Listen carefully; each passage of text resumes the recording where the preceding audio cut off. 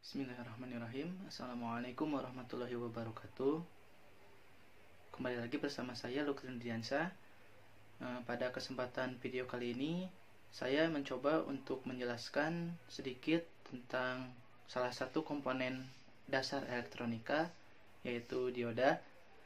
Nah, untuk pembahasannya sendiri, sebelumnya saya mohon maaf apabila terjadi banyak kesalahan karena keterbatasan dalam memahami materi dan juga keterbatasan pengetahuan saya pribadi.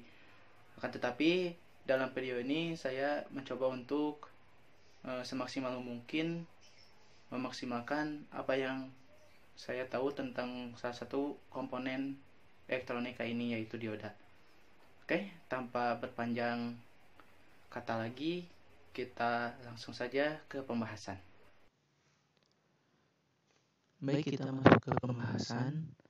Akan tetapi sebelum kita masuk ke materi dioda, alangkah lebih baiknya kita terlebih dahulu mengetahui dari apa sih dioda ini dibuat. Ya, dioda ini dibuat dari bahan semikonduktor ya. Apa itu semikonduktor? Kita akan bahas.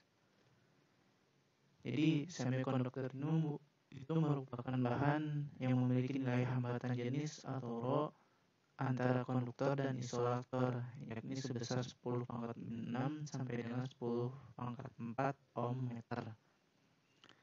Nah, bisa dibilang bahan semikonduktor ini disebut isolator, ya, disebut konduktor juga ya.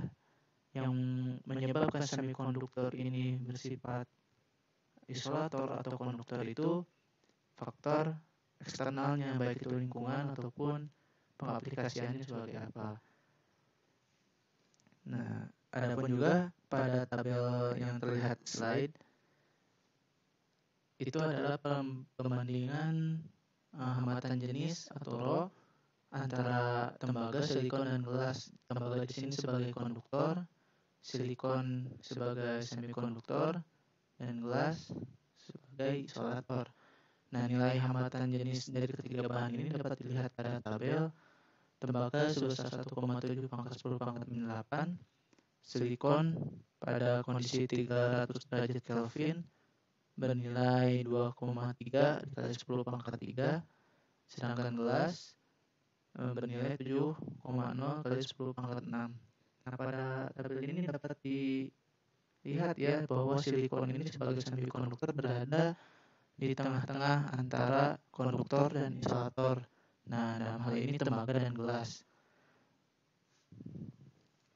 Jadi silikon ini dapat bersifat sebagai konduktor, dapat juga bersifat sebagai isolator, tergantung pengaplikasiannya. Nah, sebagai contoh acuannya, kita buat soal ya gitu, contoh soal. 3 buah bahan yakni tembaga, silikon, dan gelas masing-masing memiliki panjang 1 meter dan diameter 1 mili. Jika pada kedua ujung bahan tersebut dipasang tegangan 10 volt, tentukan besarnya arus yang lewat masing-masing bahan tersebut. Nah, di percobaan kali ini kita dapat mengetahui arus yang melewati ketiga bahan itu gitu. Kita telah mengetahui Rho-nya, hambatan jenisnya. Nah, sekarang kita ditunjukkan ke spesifikasi yang detailnya gitu, panjangnya berapa dan diameter bahannya itu berapa. Nah, hambatan seperti yang kita tahu, arus itu didapat dari rumus I sama dengan V per R ya. Nah, R ini didapat dari rumus yang atas ini. R sama dengan Rho dikalikan panjang per A. A di sini adalah luas penampang. A didapat dari P per P dikali R kuadrat. Nah, sedangkan R didapat dari diameter dibagi 2. Nah, berarti pada kasus ini nilai A-nya ini sama ya semua. Nilai L per A ini sama semua ya. Karena ketiga bahan ini memiliki spesifikasi yang sama. Ya, ini panjang 1 meter dan diameter 1 milimeter. Nah, setelah melakukan perhitungan, didapatkan hasil bahwa I pada tembaga itu sebesar 0,46 dikali 10 pangkat 3 ampere, pada silikon 3,41 dikali 10 pangkat minus 9 ampere, dan I pada gelas atau arus pada gelas itu sebesar 1,12 dikali 10 pangkat minus 12 ampere. Nah, pada slide ini ditunjukkan bahwa arus yang mengalir pada silikon itu tetap berada di tengah-tengah antara tembaga dan gelas. Ini menunjukkan bahwa silikon itu sebagai semikonduktor, dia itu bisa saja bersifat isolator dan juga bisa bersifat sebagai konduktor. Nah, pada di sini jelas ya tembaga memiliki I yang lebih besar karena tembaga itu sebagai konduktor dan nilai hambatan jenisnya juga lebih kecil gitu ya. Nah, di sini gelas juga memiliki I yang lebih kecil sekali sehingga gelas ini disebut sebagai isolator karena tidak ada arus yang mengalir pada gelas. Nah, bahan-bahan semikonduktor ini kita dapat lihat di tabel periodik unsur ya. Terdiri dari yang pertama itu trivalen.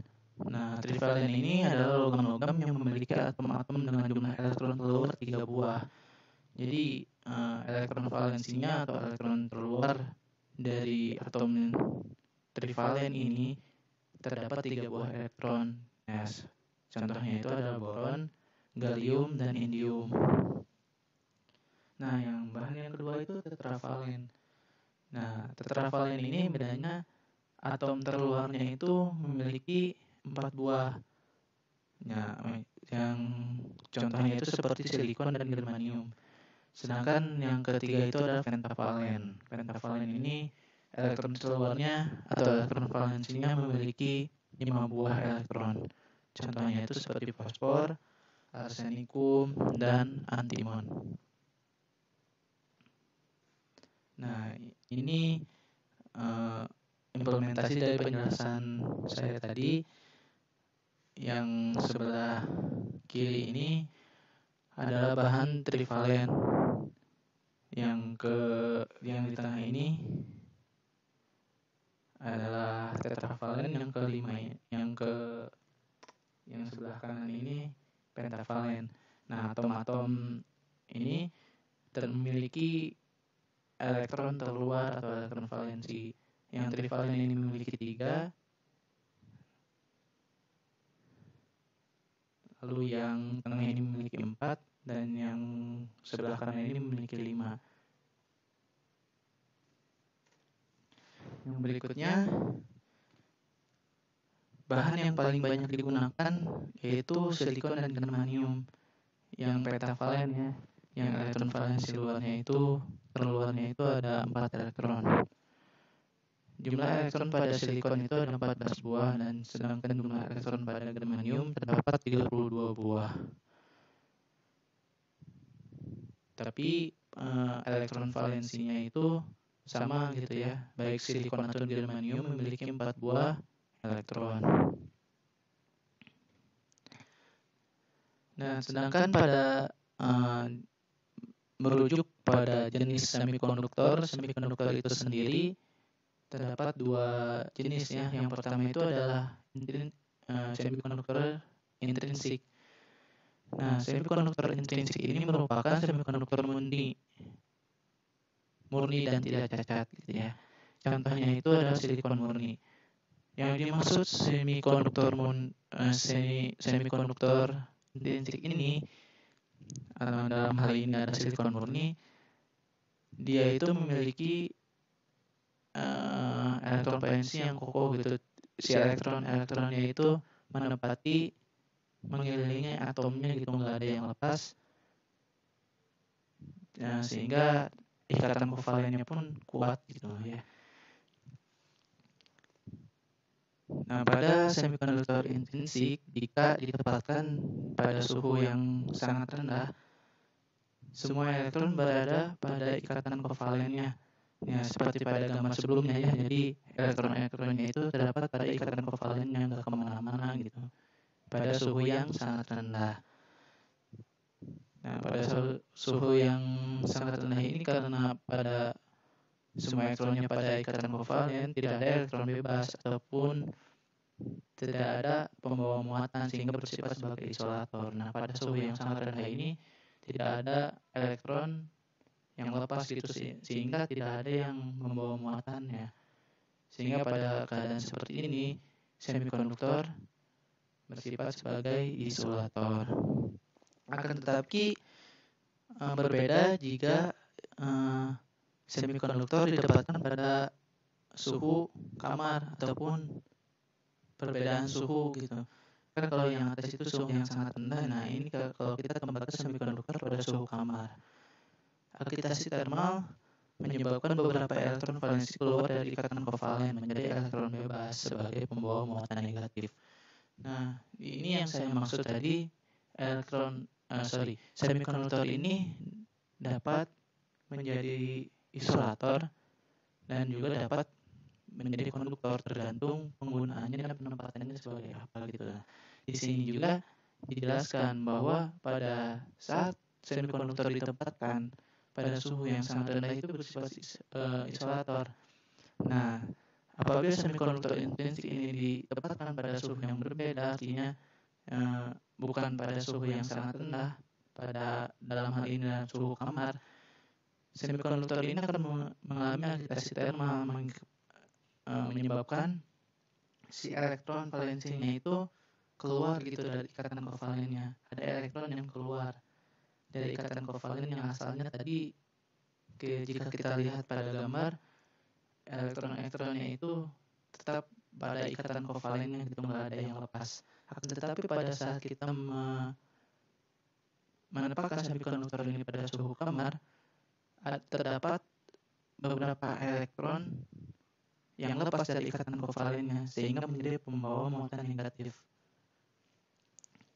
Nah, munculnya elektron bebas ini diikuti dengan terbentuknya lubang sebagai pembawa muatan positif. Nah, lubang ini kita bisa sebut sebagai hole ya. Nah, peristiwanya itu disebut dengan pembangkitan atau generation. Nah, apabila keadaan ini dipasangkan beda potensial, dalam hal ini ada sumber tegangan, akan terjadi aliran arus. Akan tetapi arusnya itu sangat rendah. Nah, pada keadaan kayak saat ini, pada keadaan ini maksud saya, semikonduktor ini bersifat sebagai konduktor, akan tetapi dengan konduktansi yang rendah. Nah, ini merupakan tabel sifat-sifat dari silikon dan germanium ya. Perbedaan-perbedaannya mulai dari nomor atom, berat atom, kerapatan, konstanta dielektrik, dan seterusnya.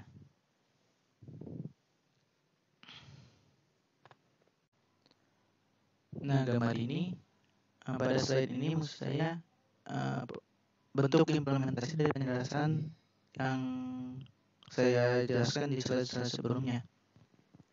Nah, pada saat di suhu kamar,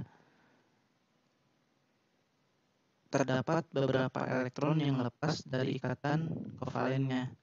Nah, pada gambar ini terdapat S1 dan En. Nah, prosesnya ini disebut generation ya. Nah, saat elektron ini lepas, dia meninggalkan satu lubang yang kosong. Kita sebut saja itu hole atau H1 ya, di sini H0. Nah, ini terjadi saat semikonduktor intrinsik itu tidak diberi tegangan atau sumber tegangan. Ya, di sini dilihat tegangannya terpukul sehingga tidak terpasang gitu sumber tegangannya. Akan tetapi berbeda keadaannya saat sumber tegangan ini dihubungkan pada semikonduktor intrinsik. Akan terdapat medan listrik karena terpasangnya sumber tegangan. Nah, di sini hole yang tadinya kosong, H1 ini akan diisi oleh elektron yang terdekat dengan hole tersebut. Di sini dalam hal ini adalah E2. Nah, E2 ini akan masuk ke hole yang kosong yang ditinggalkan oleh 1. Nah, kemana nih S1? S1 itu akan mengalir, karena pada dasarnya sifatnya elektron itu tolak menolak ya. Elektron dan elektron itu tolak menolak. Jadi elektron ini mengalir karena adanya medan listrik yang terpasang. Gitu. Begitupun seterusnya. Hal yang tadinya kosong juga, yang tadi ditinggalkan oleh N akan diisi oleh elektron terdekatnya. Begitupun seterusnya. Nah, prosesnya itu disebut rekombinasi. Recombination maksud saya. Maaf ya bahasa Inggrisnya sedikit kacau. Oke, lanjut. Nah, seperti yang saya sebutkan sebelumnya, jenis semikonduktor ini terdapat dua. Yang pertama itu intrinsik, ya, yang kedua itu ekstrinsik. Nah, perbedaannya itu semikonduktor ekstrinsik ini memperoleh pengotoran atau penyuntikan oleh atom asing. Nah, prosesnya itu disebut doping ya. Nah, terdapat juga dua jenis semikonduktor ekstrinsik. Yang pertama itu semikonduktor tipe N dan semikonduktor tipe P. Nah, jadi semikonduktor tipe N yaitu pertama ada pengotoran atau dopingnya itu oleh atom pentavalen. Ya, seperti fosfor gitu ya, yang tadi kita bahas istilah-istilah sebelumnya. Nah, atom pengotornya itu disebut atom donor. Nah, pembawa muatannya itu elektron. Nah, lalu ciri tipe semikonduktor tipe P. Nah, dopingnya itu atau pengotorannya itu oleh atom trivalen, boron, gallium ya, dan logam-logam trivalen lainnya. Nah, berikutnya itu atom pengotornya itu disebut atom akseptor. Nah, yang ketiga itu pembawa muatannya itu adalah hole. Nah, pada semikonduktor ekstrinsik terdapat proses doping gitu. Apa itu tujuan doping gitu? Untuk apa sih semikonduktor ini didoping? Nah, tujuan semikonduktor ini didoping itu untuk meningkatkan konduktivitas semikonduktor itu sendiri dan memperoleh semikonduktor dengan hanya satu pembawa muatan. Nah, itu baik elektron atau hole saja. Jadi maksudnya tujuan didoping itu supaya semikonduktor itu memiliki nilai konduktivitas yang lebih tinggi gitu dibandingkan semikonduktor intrinsik. Nah, kalau intrinsik itu kan memiliki ikatan kovalennya itu lengkap gitu loh, memiliki ikatan kovalen yang utuh. Nah, kalau kita mendoping atau menambahkan bahan lain ke semikonduktor tersebut, maka semikonduktor tersebut itu hanya memiliki satu pembawa muatan antara elektron ataupun hole. Nah, perbandingan doping ini yaitu adalah satu atom dopan. Nah, atom dopan ini adalah atom pengotor ya, yang atom doping tadi ya, seperti boron, fosfor gitu ya. Perbandingannya itu 1 dibanding 10 pangkat 6 sampai dengan 10 pangkat 8. Atom-atom dopan pada semikonduktor tipe N adalah atom pentavalen dan dinamakan atom donor. Sedangkan pada semikonduktor tipe P itu atom-atomnya itu trivalen dan dinamakan atom akseptor. Nah, lanjut semikonduktor tipe N. Nah, di sini semikonduktor yang tadi di sini itu ikatan kovalen ya, yang tadi gambar-gambar sebelumnya yang +4 ini silikon. Nah, yang +5 ini adalah atom dopan yang dikenakan ke semikonduktor silikon ini. Nah, atom dopan ini kan pentavalen ya, 5 tuh, memiliki elektron valensi 5.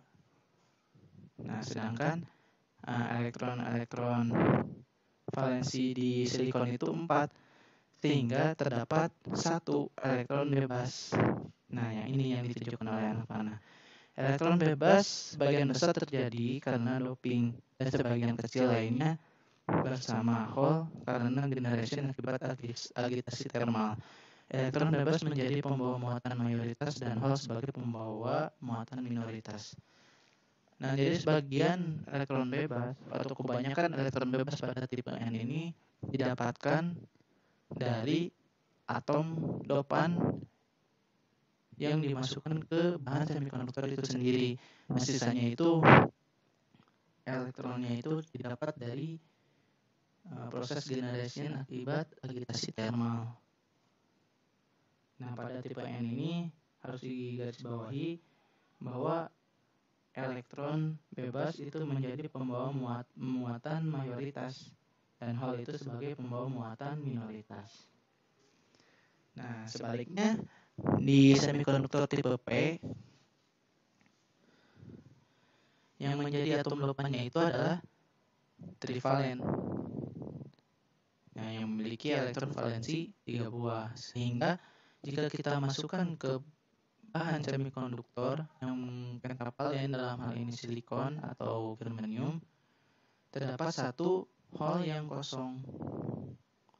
Nah, hole sebagian besar ini hole yang terdapat pada semikonduktor tipe P sebagian besar terjadi karena doping, dan sebagian kecil lainnya bersama elektron bebas karena generation akibat agitasi thermal.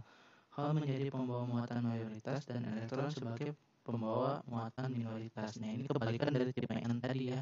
Jika pada tipe N itu elektron yang menjadi pembawa muatan mayoritas, nah pada semikonduktor tipe P hole lah yang menjadi pembawa muatan mayoritas, sedangkan elektron menjadi pembawa muatan minoritas.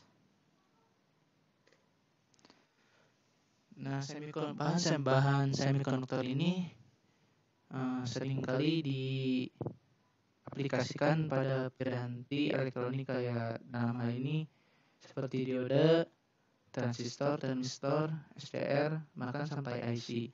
Nah, pada kesempatan kali ini saya akan mencoba untuk menjelaskan materi tentang diode ya, salah satu piranti semikonduktor, maksud saya piranti yang menggunakan bahan semikonduktor. Nah, lanjut diode pertemuan PN. Nah, suatu pertemuan PN adalah kristal tunggal semikonduktor yang pada satu sisinya mendapat penyuntikan atom akseptor dan pada sisi yang lain mendapatkan penyuntikan atom donor. Nah, pada secara simpelnya diode pertemuan PN ini merupakan pertemuan antara semikonduktor tipe P dan semikonduktor tipe N yang digabungkan menjadi satu. Makanya namanya juga diode pertemuan PN, pertemuan antara semikonduktor tipe P dan semikonduktor tipe N. Pertemuan PN merupakan blok bangunan dasar atau basic building block bagi piranti semikonduktor. Diode pertemuan PN yang pada kedua sisinya dilekatkan logam, sehingga terdapat dua ujung logam yang merupakan terminal atau elektroda, yakni anoda pada sisi P dan katoda pada sisi N. Nah, ini merupakan bentuk ilustrasi dari penjelasan tadi. Jadi kristal tunggal semikonduktor ini akan didoping. Didopingnya itu oleh atom-atom akseptor dan atom-atom donor. Atom-atom akseptor ini didoping menghasilkan semikonduktor tipe P, dan sisi yang lainnya atom-atom donor ini didoping menghasilkan semikonduktor tipe N. Nah, keduanya itu dipertemukan seperti ini, disatukan. Nah, ini merupakan bentuk dua dimensi yang penjelasan slide sebelumnya. Jadi pada diode ini ditempatkan logam-logam di ujung-ujungnya. Anoda itu pada tipe P, sedangkan katoda pada semikonduktor tipe N. Nah, ini bentuk tiga dimensinya. Ini secara kasar untuk membedakannya itu anoda mana, katoda mana itu terdapat pada garis ini. Nah, untuk menandakan bahwa luas bidang yang lebih kecil itu katoda, sedangkan luas bidang yang lebih besar itu anoda.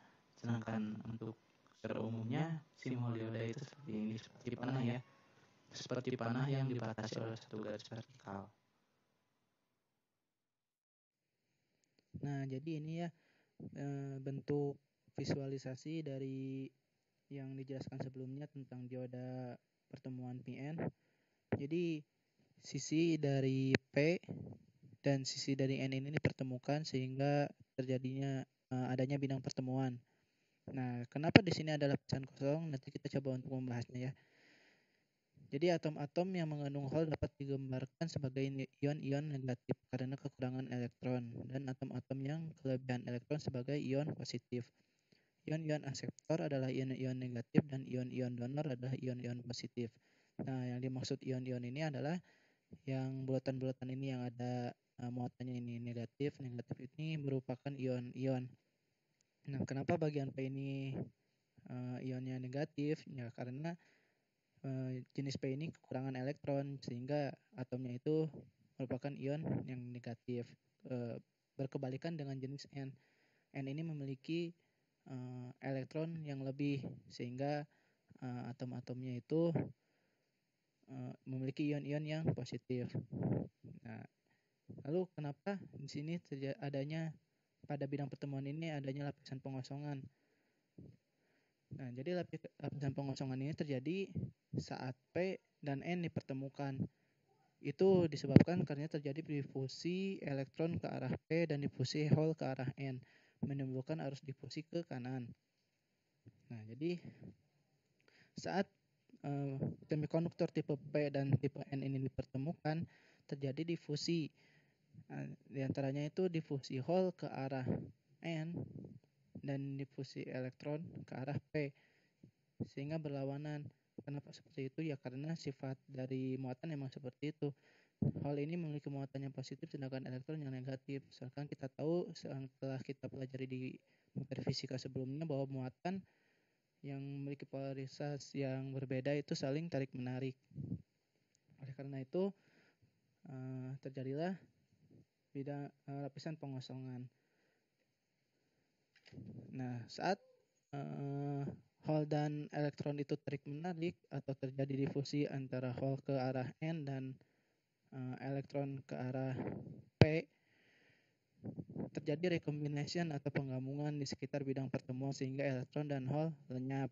Di sekitar bidang pertemuan terdapat pembawa muatan disebut daerah pengosongan. Nah, jadi itulah sebabnya terjadinya lapisan pengosongan. Jadi pada daerah ini hole dan elektron itu bertemu gitu, saling mengisi, baik elektron yang mengisi hole atau hole yang diisi oleh elektron. Jadi di sini tidak ada muatan, baik itu hole atau elektron. Ini di sini lapisan pengosongan ini tidak ada muatan, sehingga disebut lapisan pengosongan. Nah, lanjut lagi. Lenyapnya elektron meninggalkan ion donor plus dan lenyapnya hole meninggalkan ion akseptor atau minus. Adanya ion positif dan negatif menyebabkan adanya medan listrik sehingga adanya tegangan. Disebut tegangan kontak atau tegangan penghalang, menimbulkan arus drift ke kiri. Karena pertemuan PN ini terbuka, maka ada kesetimbangan antara arus drift dan arus difusi. Jadi apa maksud dari penjelasan tadi?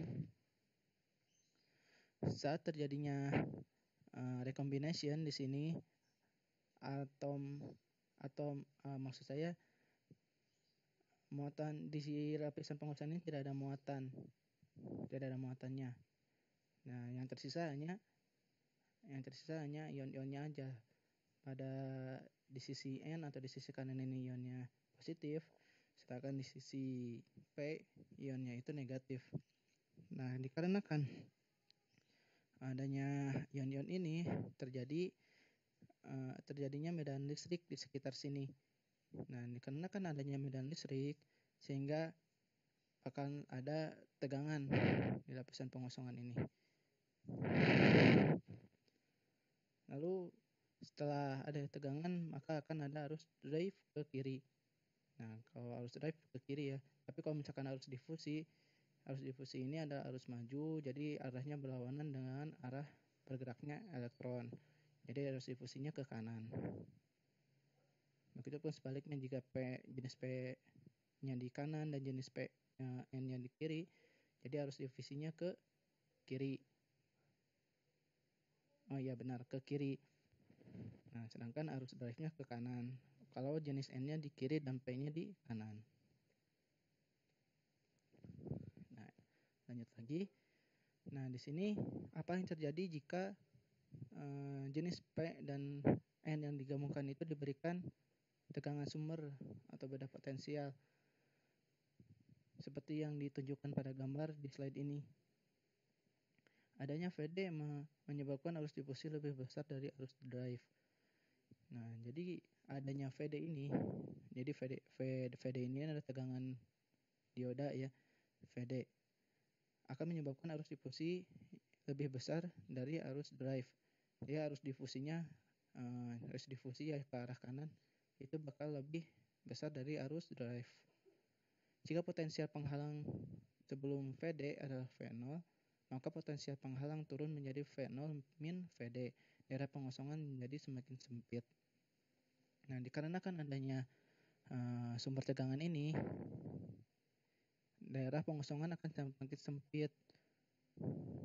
Nah, asalnya di sini itu VO atau VO itu yang tadi tegangan penghalang, potential barrier yang dibahas di slide sebelumnya. Ini pembawa mayoritas punya energi yang cukup untuk melewati potensial penghalang. Hole dari sisi P, pembawa mayoritas dapat melewati daerah pengosongan menjadi pembawa minoritas di sisi N.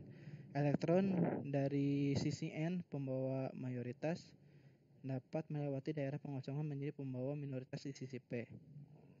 Nah, jadi ya karena kan adanya sumber tegangan E ini, hole yang dari sisi P ini menjadi pembawa dapat melewati daerah pengosongan karena adanya dorongan dari beda potensial E ini. Begitupun sebaliknya, di sisi N ini juga elektron-elektron yang di sisi N dapat melewati daerah pengosongan. Nah, jadi saling tolong mendorong nih antara ini. Nah, hole ke kanan dan N ke kiri itu mengakibatkan daerah pengosongan semakin sempit gitu. Kalau yang setahu saya gitu ya, kalau misalkan di ilmu fisika, jadi si pergerakan elektronnya itu di sini itu ada pergerakan elektron. Nah, sedangkan di sisi N ini dipenuhi oleh elektron bebas ya. Sedangkan di sini dialiri elektron. Nah, jika elektron ketemu elektron itu saling tolak menolak ya. Jadi elektronnya di sini dapat menyeberang ke sisi P karena adanya dorongan dari beda potensial E. Nah, itu pun jika beda potensial E ini memiliki tegangan yang lebih tinggi dari tegangan penghalang ini. Tegangan penghalang si dioda. Begitu. Mohon dikoreksi jika saya salah teori ya. Soalnya saya juga sudah sedikit agak buyar kalau misalkan bicara soal fisika. Jadi kalau misalkan terdapat kesalahan saya mohon dikoreksi. Nah, itu akan terjadi berkebalikan jika polaritas beda potensial itu dibalik. Ya, kalau yang tadi kan yang sebelumnya beda potensial yang memiliki tegangan plus itu masuk ke anoda dan minus masuk ke katoda. Nah, jika kalau beda potensialnya itu dibalik, itu akan terjadi sebaliknya. Ruang pengosongan di dioda ini menjadi semakin besar. Nah, kenapa? Hole di sisi P, hole yang di sisi P ini bergerak ke kiri, ketarik oleh beda potensial negatif.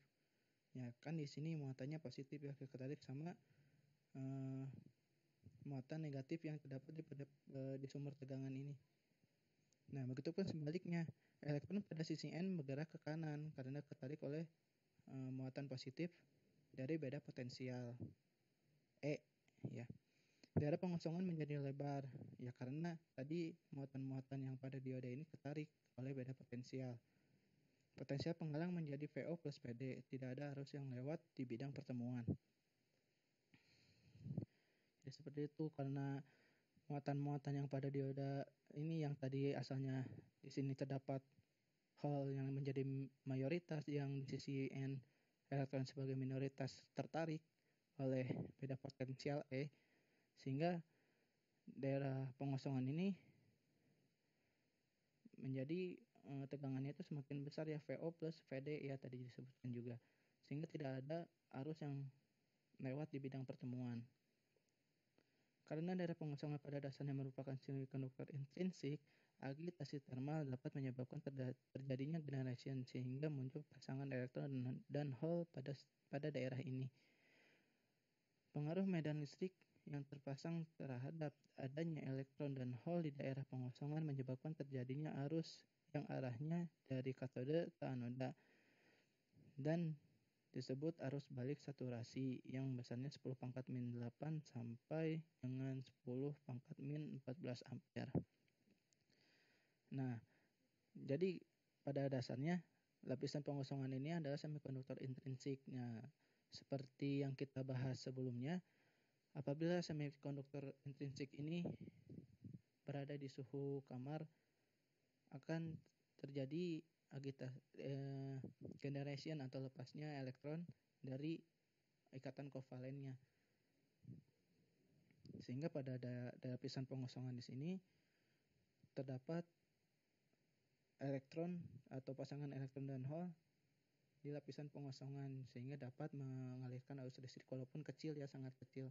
Yang besarnya itu sekitar 10 pangkat min 8 atau malah 10 pangkat min 14, sangat kecil. Jadi tidak bisa diukur lah, bisa dianggap itu sebagai nol. Jadi tidak ada arus yang mengalir di dioda.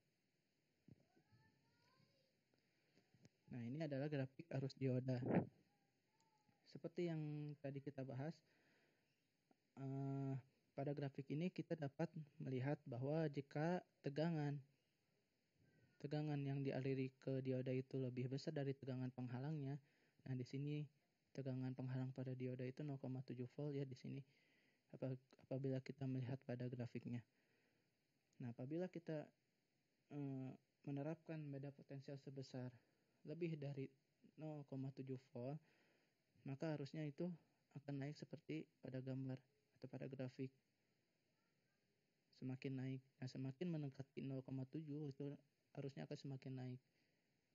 Seperti itu. Nah, untuk forward bias ya. Nah, untuk sebaliknya, untuk reverse bias, arusnya itu akan tetap 0. Arusnya akan tetap 0 hingga saat tegangan mencapai tegangan maksimum atau di sini itu breakdown. Jadi dioda pun memiliki batas tegangan yang mampu diterapkan kepadanya gitu loh. Untuk reverse bias ya. Jadi kan kalau kita pelajari lagi, tadi disebutkan bahwa dioda itu berfungsi sebagai pengaman tegangan kejut ya. Nah, di sini maksudnya apabila tegangan pada karakteristik dioda itu melebihi batas tegangan yang diterapkan, apabila tegangan yang diterapkan pada dioda itu lebih besar dari tegangan karakteristiknya atau batas karakteristiknya, kalau di sini itu 100 volt, maka dioda itu akan mengariskan arus. Nah, kalau dibaca di sini, dioda ini akan mengalirkan arus, sehingga kita pun harus mengetahui karakteristik diodanya sebelum mempergunakan dioda itu sebagai pengaman tegangan kejut. Gitu. Jadi bukan berarti reverse bias tidak bisa mengalirkan arus, bisa, hanya saja fungsi dioda itu kan sebagai penyiarah. Nah, untuk reverse bias ini lebih ke dioda sebagai pengaman tegangan kejut gitu loh. Jadi kita harus mengetahui dulu berapa batas voltase breakdown yang diterapkan pada dioda itu gitu. Yang ada pada dioda itu maksud saya. Jadi tiap dioda itu berbeda-beda karakteristik ya. Jadi tegangan maksimumnya juga Beda-beda, bisa aja ini lebih dari 100 volt ataupun kurang dari 100 volt tergantung dioda yang digunakan. Nah, ini adalah simbol dari dioda. Seperti yang kita ketahui tadi sudah dibahas ya pada slide sebelumnya bahwa dioda itu merupakan simbolnya itu kayak panah, seperti panah yang pada ujung panahnya ini terdapat satu garis vertikal. Nah, satu garis vertikal ini dapat dianalogikan sebagai terminal katoda. Nah, kalau misalkan di kenyataannya itu seperti ini. Nah, garis ini dapat digambarkan itu sebagai terminal katoda. Ciri yang lainnya itu ya seperti yang saya singgung tadi. Kalau katoda itu memiliki luas bidang yang kecil, sedangkan anoda itu memiliki luas bidang yang besar.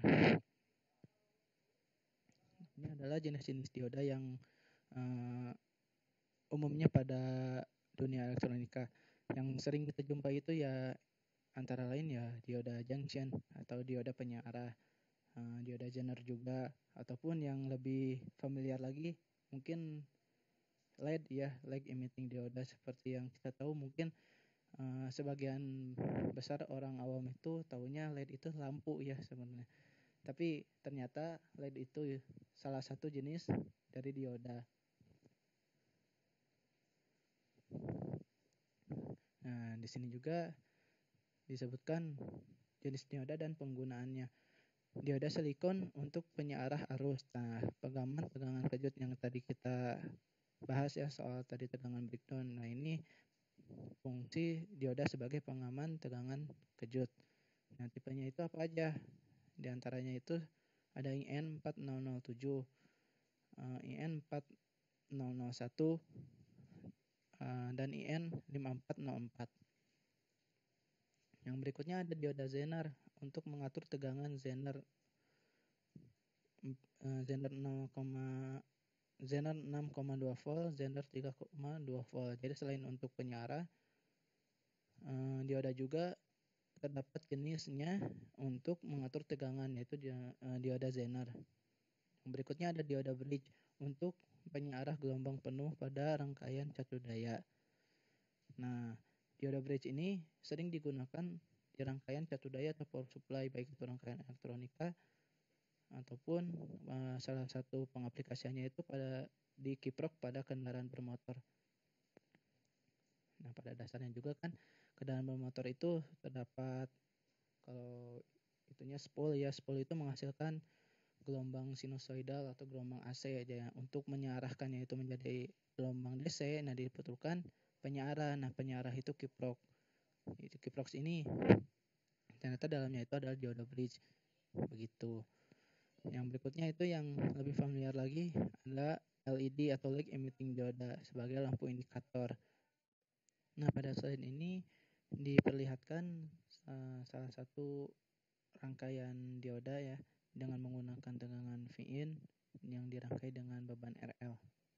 Nah, pada gambar ini dengan menggunakan hukum tegangan Kirchhoff diperoleh V sama dengan Vin min IRL, dengan RL adalah tahanan beban.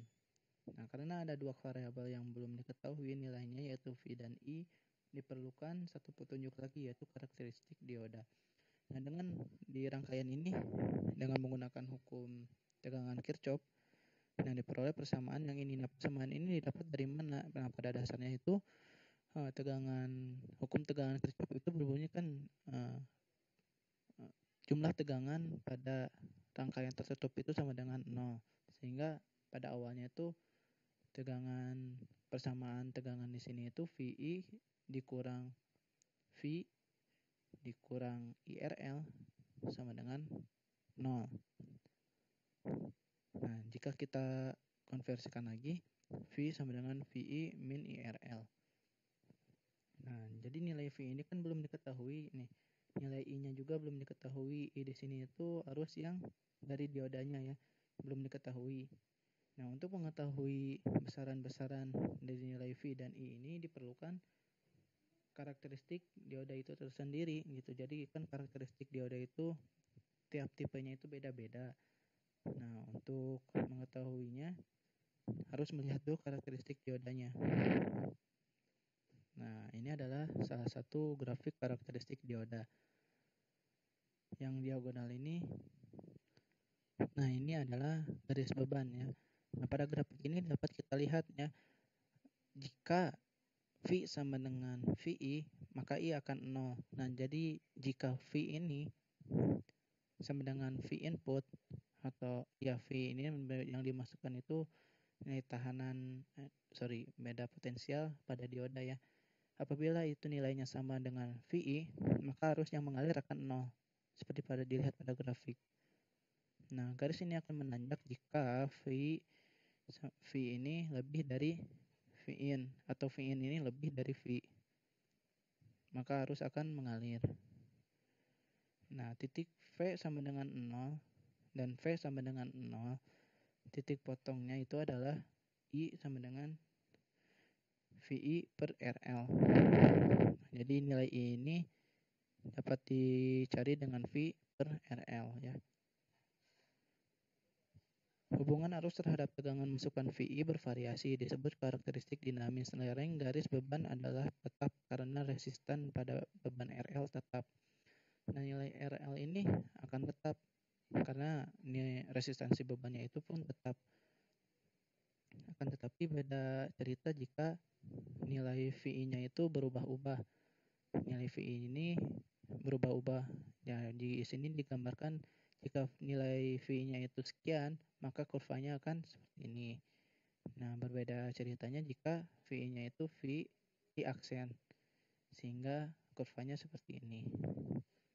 Nah, begitupun juga seterusnya jika V double aksen berapa, itu tergantung nilai VI-nya. Nah, untuk berikutnya ada model dioda. Nah, jadi dioda itu dapat ditentukan gitu nilai V yang tadi dengan beberapa pendekatan. Nah, yang pertama itu ada pendekatan pertama, yaitu dioda ideal. Nah, pada pendekatan pertama ini, pada keadaan forward bias, dioda dianggap sebagai saklar tertutup karena hambatan pada dioda dianggap bernilai 0. Nah, berikutnya pada keadaan reverse bias, dioda dianggap sebagai saklar terbuka karena hambatan pada dioda dianggap bernilai tak terhingga. Nah, jadi di sini pada pendekatan pertama, jika kita menempatkan dioda itu seperti rangkaian sebelumnya, disambungkan dengan suatu beda potensial dan diberi beban RL. Dan dengan menggunakan pendekatan pertama, jika pada keadaan forward biasnya, nah forward bias ini yang tadi ya, polaritas positif masuk ke terminal anoda dan negatif masuk ke terminal katode. Nah, pada keadaan forward bias, pada menggunakan pendekatan pertama, dioda itu dianggap sebagai saklar tertutup atau saklar on ya. Nah, pada keadaan ini tidak ada hambatan pada dioda, sehingga hambatan pada dioda ini dianggap 0. Ini jadi kayak kalau misalkan secara kasarnya itu diodanya itu dihilangkan, jadi langsung dihubungkan aja langsung dari sumber tegangan ke beban, seperti itu ya, kecuali jika pada keadaan reverse bias. Nah, pada keadaan reverse bias, saklarnya itu terbuka seperti gambar ini.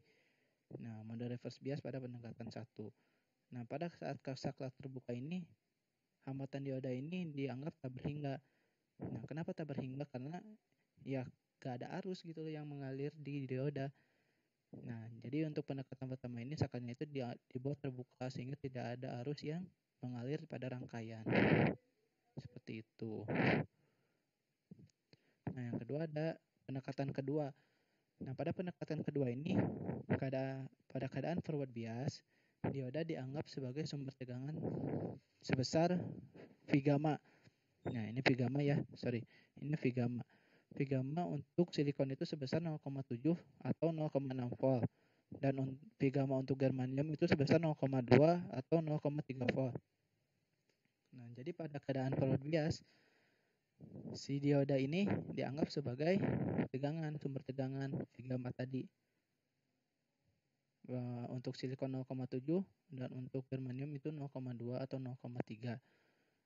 Nah, untuk keadaan reverse bias, dioda itu dianggap sebagai saklar terbuka. Nah, sama ya seperti pendekatan pertama tadi. Jadi dioda ini dianggap sebagai saklar terbuka dan memiliki nilai hambatan yang tak terhingga sehingga tidak ada arus yang mengalir seperti itu. Nah, untuk grafiknya sendiri ini untuk karakteristik diodanya. Nah, untuk pendekatan model pertama itu model kedua maksud saya seperti ini. Ini di grafik arusnya itu saatnya mencapai V gamma maka arusnya akan ada mengalir arus. Tapi sebelum V gamma untuk tegangan V itu sebelum V gamma maka arusnya itu akan 0. Nah, yang berikutnya adalah pendekatan ketiga. Nah, pendekatan ketiga ini yang lebih realistis gitu. Yang lebih sering digunakan untuk mencari V pada dioda atau I pada dioda.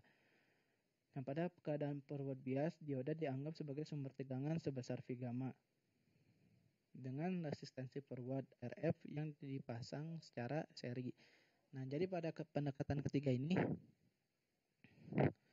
si dioda ini dianggap sebagai sumber tegangan V gamma dan resistansi RF atau resistansi forward. Nah, ini untuk pendekatan ketiga ini terdapat resistansi forward.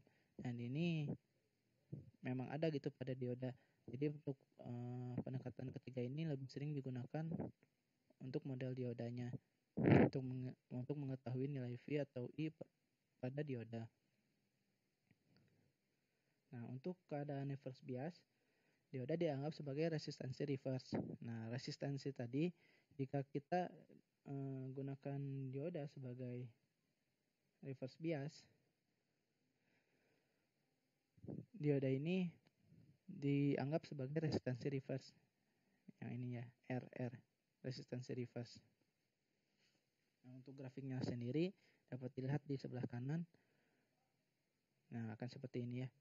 Saat tegangan dioda itu lebih besar dari V gamma maka arus akan naik. Nah, untuk ininya sendiri kenapa miring? Karena ada pengaruh dari RF. Begitu. Nah, ini ada salah satu contoh soal. Pada gambar di sebelah kiri, rangkaian dioda ini yang memiliki sumber tegangan 10 volt dan RL sebesar 100 volt dan resistansi forward sebesar 2,5 ohm.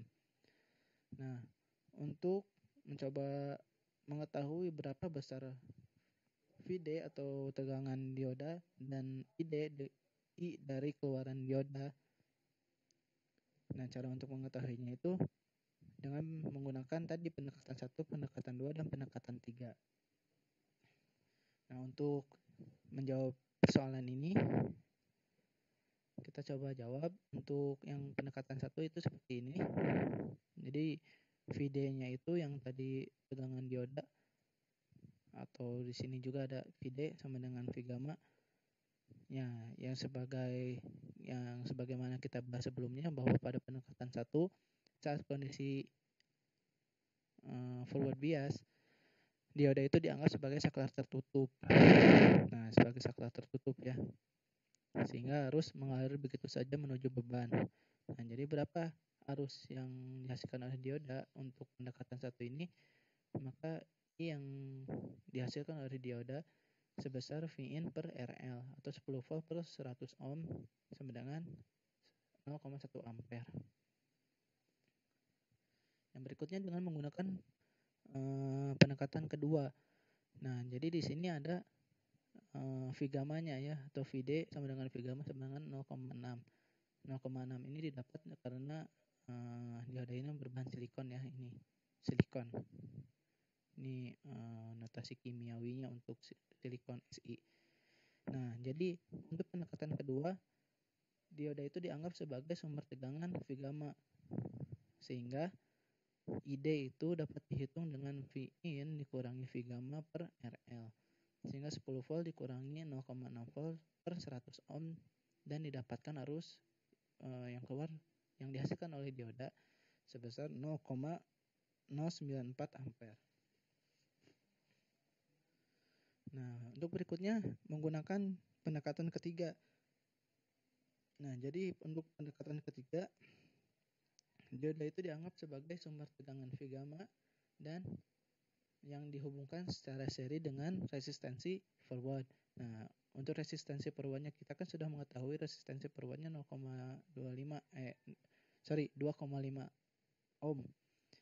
Nah, untuk menghitung ini sendiri, maka atau untuk menghitung arus dioda ini dapat dihitung dengan cara Vin dikurangi V gamma per RL ditambahkan dengan resistensi forward, sehingga sama dengan 10 volt dikurangi 0,6 volt per 100 ohm ditambah 2,5 ohm. Nah, ini ditambah karena di seri ya pada rangkaiannya. Nah, kalau misalkan di paralel ya rangkaian yang paralel ya beda cerita lagi, beda perhitungan lagi. Sehingga didapatkan arus sebesar 0,092 ampere. Nah, jadi tiap pendekatan itu memiliki arus-arus yang berbeda ya. Di sini arus yang dihasilkan dioda pada pendekatan 1 itu sebesar 0,1 ampere, untuk pendekatan 2 itu 0,094 dan untuk pendekatan ketiga itu 0,092 ampere. Sehingga nilai VD-nya pun pasti berbeda-beda karena arus yang dihasilkan oleh dioda berbeda-beda. Nah, untuk menghitung VD ini bagaimana? Nah, untuk pendekatan ketiga, untuk mencari VD itu sama dengan Vin. Nah, untuk mencari VD ini seperti yang disebutkan di slide sebelumnya itu menggunakan hukum Kirchhoff atau Kirchhoff voltage law. Hukum tegangan Kirchhoff di mana itu sigma V atau jumlah tegangan pada satu rangkaian tertutup sama dengan 0. Maka pada contoh soal yang di atas itu disebutkan didapatkan persamaan Vin dikurang Vd dikurang VRL. Nah, VRL ini kan sama dengan ID. Nah, ID yang tadi itu arus yang dihasilkan oleh dioda dikalikan dengan resistensi beban. Nah, karena diketahui persamaan sesuai hukum tegangan Kirchhoff seperti ini, maka didapatkan persamaan untuk mencari Vd. Vd sama dengan Vin min VRL. Ya, Vin-nya pindah ruas menjadi positif, ini juga pindah ruas jadi negatif. Gitu. Nah, jadi setelah kita mendapatkan persamaan tersebut, maka Vd pun dapat dicari. Nah, caranya itu tinggal mengganti VRL ini dengan persamaan ID dikali RL. Substitusikan saja dengan rumus yang di atasnya. Vd sama dengan Vin min ID dikalikan RL. Saya lupa untuk menuliskannya, ini yang sebelah kiri untuk pendekatan 1, yang tengah itu pendekatan 2, dan yang ke sebelah kanan itu untuk pendekatan 3. Nah, untuk pendekatan pertama, Vd itu sama dengan 0. Loh, kok 0? Iya, karena pada pendekatan 1 itu dioda itu dianalogikan atau digambarkan sebagai saklar tertutup. Jadi tidak ada tegangan gitu, tidak ada tegangan yang diterapkan pada dioda itu. Sehingga Vd atau tegangan pada dioda itu sama dengan 0. Nah, kenapa didapat seperti itu? 10 volt dikurangi 0,1 yang tadi arus ID yang dihitung dengan menggunakan pendekatan 1 dikalikan dengan resistensi beban, sehingga didapatkan 10 volt dikurang 10 volt atau 0 volt. Nah, untuk pendekatan kedua, Vd sama dengan Vin dikurangi ID dikali RL. Itu sama dengan 10 volt dikurangi 0,094 ampere dikali 100 ohm. Didapatkan Vd sebesar 0,6 volt. Nah, untuk pendekatan kedua, dioda itu difungsikan sebagai atau dianalogikan sebagai sumber tegangan V gamma tadi ya, atau Vd 0,6 volt. Jadi ini sesuai dengan penggambaran di sini. Vd sama dengan V gamma sama dengan 0,6 volt. Karena dioda itu difungsikan sebagai atau dianggap sebagai sumber tegangan. Nah, untuk pendekatan ketiga, VD sama dengan Vin dikali ID dan RL sama dengan 10 dikurangi 0,092 ampere dikali 100 ohm.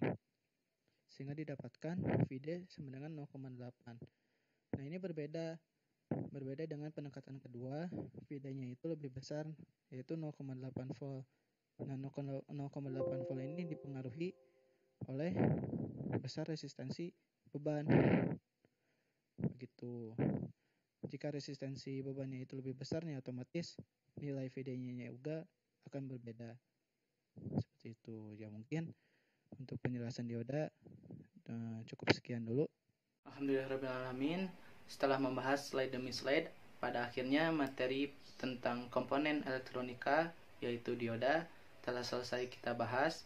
Semoga apa yang telah dipaparkan dapat membawa manfaat untuk kita semuanya.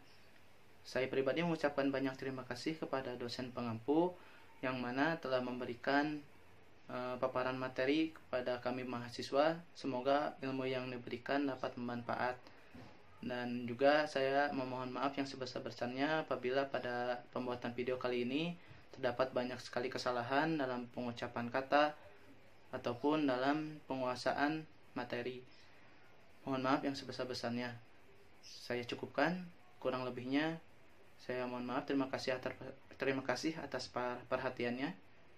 Wassalamualaikum warahmatullahi wabarakatuh.